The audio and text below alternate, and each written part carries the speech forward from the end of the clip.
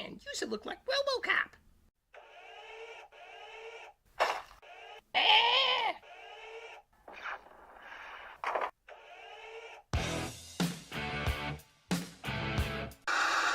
Hey guys, now you can follow me on Facebook. Just go to facebook.com/UltraMaximusReviews.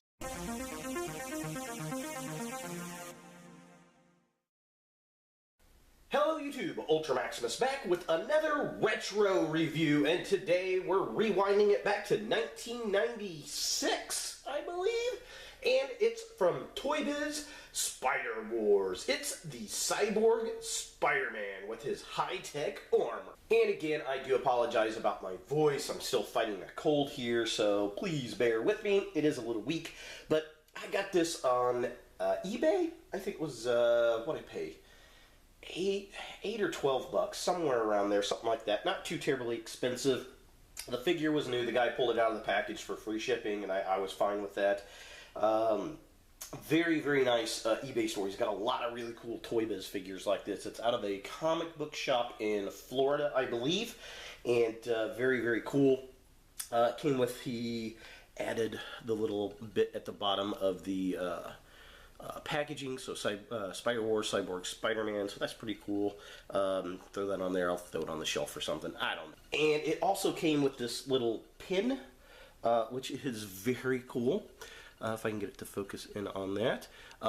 Very cool, very shiny. It says Cyborg Spider-Man. If you don't know who Cyborg Spider-Man is, it is from a Spider-Man issue where he gets very badly injured, and I think Deathlock is in there. Yeah, because he's on the cover. One of my favorite Spider-Man comics as a kid, and yeah, I just was real excited to see this figure. I remember it vaguely back in the 90s, but I've been getting into this artwork for this character for a minute, and I was like, ooh, I gotta pick this up. I would love a modern Marvel Legends version of this guy. I think this would be a lot of fun, and they could do it pretty easy, too. They could use Cable's arm or Colossus's arm, I think.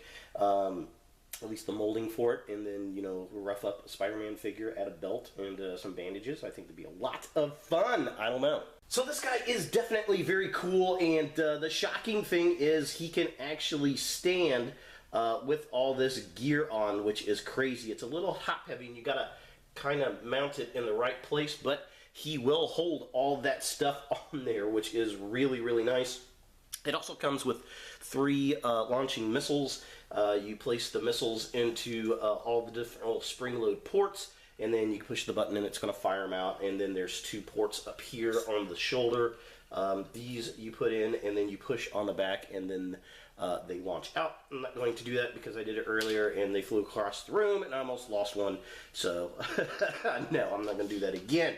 But yeah, this thing is really, really cool. Now, as far as the, I guess, articulation of the weapons, this piece up here can rotate. Very stiff joint, which is nice. This one has multiple articulation points, so these little grip pieces kind of are on a hinge, which is very, very cool. It has an elbow hinge right here, which is neat. Then there is a twist hinge that is really tight up at the top of this little platform up here, and then that also rotates in and out. So this thing actually has quite a bit of articulation for a 90s piece, which is very, very cool. And then you can take this off. Now, this was kind of neat. The bandana that unplugs out of the back of his head, which could get lost, I'm sure, very easily, so please be aware of that. And then you're going to pull this up and off. I like to turn Spider-Man's head to the side to kind of get it off a little easier. It definitely likes to stay on there, so you can take that off. But yeah, the detail on that thing, very, very cool. I am digging it. I think that is a lot of fun. And then we have Spider-Man himself. So I'm just going to plug that little bandana piece back in. And there he is. Dun, dun, dun. As far as articulation on him, it's not all that much. His head rotates back and forth. I'm going to pull the bandana off so I don't lose it over the floor here. And then, yeah, so that goes back and forth. There's nothing at the waist, nothing anywhere else really. His arm here rotates up and down, and that's about it. And then he has a single joint right here at the elbow. This arm rotates around as well. He has a single joint right there at that elbow, and then his leg kicks up that far, does not kick back at all, and he has a single joint at the knee, both knees. So yeah, there's that. Plus he has articulation at the foot, which is nice. That's something you don't see too often in those older Toy Biz figures. So Spider-Man definitely has the articulation down on this figure. So taking a closer look at the figure itself, I love the detail. I mean, this is not 100% accurate to the comic, but it's pretty darn close. And it's official. So I love the eye patch, the bandana looks nice. All the rips and tears on the spider suit, you can kind of see one there on the arm. Very cool with the stitches. He's got the belt, which is very, very nice. The back of the spider has a little stitching on it as well, which is cool. The arm, this is what really sets off this figure. I love the detail in the arm. It's supposed to be big and bulky and kind of 90s cybernetic looking. I think they really got that down pat. All the different stitching across the web work on the costume just looks really good, and you know, the bandana just sets it off. Very, very nice. Taking a look at the midsection of the figure, again, the rest of the arm looks really cool. I don't remember if he had the blue fingers or not. I have to go back and look at the comic page. I'll add an image of that in the video so you can see it. But all the stitching on the upper leg looks nice. The belt, again, looks cool. We see a bit of the bandage up there on his upper thigh, looking really, really cool. They just did a really nice job. And this is where, in the Toy Biz line, they stopped doing the metal screws on the elbows, and they go with what color the actual figure is, which is very cool, and I very much do appreciate that. Alright, and then finally taking a look at the legs of the figure. Again, the battle damage on his costume, very nice. He's got a rip in the costume around the knee, which is very cool. Again, all the stitches on the legs look nice. He's got that big bandage on his thigh wrapped around that looks really, really cool. I mean, they did a great job as far as detail on this figure. Back in the day, this is probably one of the most detailed action figures that Toy Biz had probably put out for the Marvel Comics, which is very nice, and they just did an all-round fun job with this figure, and I do appreciate it. For comparison, here we have Cyborg Spider-Man with the Marvel Legends Pizza Spidey and the Toy Biz Weapon X Wolverine.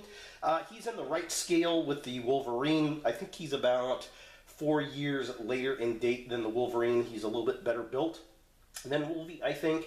But he's obviously a lot shorter than the Marvel Legends Spider-Man. That being said, this has so much detail. It looks really, really nice. That if you've got him on a shelf, if you kind of keep him back up in the back, I think he looks pretty decent with the other Marvel Legends, just kind of as a background piece. But definitely would love to see this figure back into the Marvel Legends line. I think that would be awesome, and I want that guy too in Marvel Legends. Marvel Legends, if you guys watch this over at Hasbro, let's get those two figures, please. Thanks, I appreciate it. So is the Toy Biz Cyborg Spider-Man something that you want in your Marvel collection? Well, if you don't like the old Toy Biz stuff, this is probably an easy pass for you. If you do like collecting these old things, this is definitely a fun piece. If you are a Spider-Man enthusiast and you like all the different incarnations of Spider-Man, this is an official Spider-Man incarnation that we don't have in the Marvel Legends line currently, and it is official Toy Biz. So, yeah, I guess in that aspect, I love all the kind of, you know, unique Spider-Man costumes we've seen in the comics, and this is definitely one of them. He only had this for a few, you know, issues in the comics because he had gotten damaged in battle, and this was kind of the on-the-spot repair type thing, which was really cool, and it just looked fun in the comics, and I just vividly remember that as a teenager, and was really cool to see this in plastic form. So in that nostalgia piece, yes, absolutely, this is something that you want to pick up. I wouldn't pay a lot of money for it. I don't think I'd pay any more than $20, especially if it was in the box. Out of box, definitely under $20. But it's a fun piece, especially if you like the old Toy Biz figures. So there he is, Cyborg Spider-Man. Hey guys, thanks for watching. If you like this video, thumbs it up. If you hate this video, thumbs it down. To watch more Ultra Maximus, click on the links to the right. Don't forget to subscribe and share, like us on Facebook, and look for more videos in the future.